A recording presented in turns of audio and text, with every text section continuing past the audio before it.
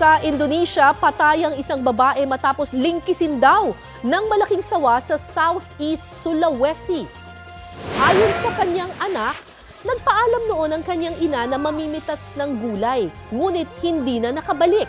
Natagpuan niya ang kanyang ina sa talahiban na nilingkisan ng sawa na may habang mahigit 20 talampakan.